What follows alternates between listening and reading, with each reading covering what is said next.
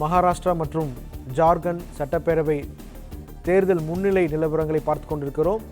ஜார்க்கண்டில் பாஜக தலைமையிலான கூட்டணிக்கும் காங்கிரஸ் தலைமையிலான கூட்டணிக்கும் மிக குறைந்த இடைவேளையை முன்னிலை நிலவரங்கள் காட்டுகின்றன. ராஜகுமாரன் கூடுதல் விவரங்களை பதிவு செய்யுங்க.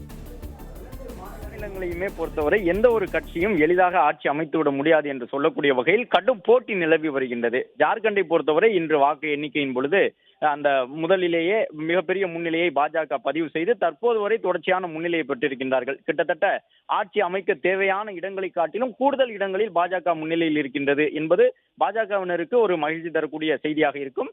என்றாலும் மறுமுனையில் இருக்கக்கூடிய அந்த ஹேமந்த் சோரனினுடைய தலைமையிலான இந்தியா கூட்டணியும் பாஜக கூட்டணிக்கு சம போட்டி தரக்கூடிய வகையில் கிட்டத்தட்ட ஒரு 3-4 இடங்கள் மட்டுமே பின்தங்கி இருக்கின்றார்கள். அவர்கள் 38 இடங்களில் முன்னிலையில் இருக்கின்றார்கள். எனவே ஜார்க்கண்டில் ஒட்டுமொத்த தொகுதிகளின் எண்ணிக்கையை பார்த்தோம் என்றால் 81 சட்டமன்ற தொகுதிகள் தான் இருக்கின்றன.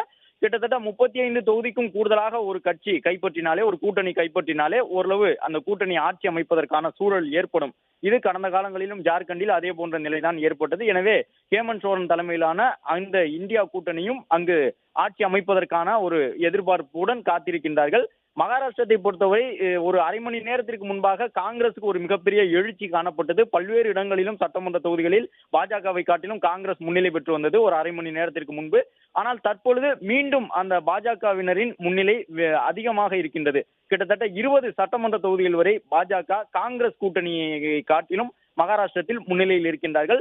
மக்கா விகாஸ் அகாடி என்கின்ற பெயரில் காங்கிரசினுடைய இணைந்து அந்த கட்சிகள் கூட்டணியில் இருக்கின்றார்கள். அவர்களை காட்டிலும் கிட்டத்தட்ட 20 தொகுதி என்ற அளவில் மகாராஷ்டிரத்திலே பாஜக முன்னிலை பெற்றிருக்கின்றது. இந்தியாவினுடைய வர்த்தக தலைநகரமாக இருக்கக்கூடிய மும்பை மாநகரம் இடம்பெற்றிருக்கக்கூடிய அந்த மாநிலத்தில் தொடர்ந்து முன்னிலையை தக்க வைத்துள்ளது பாஜக.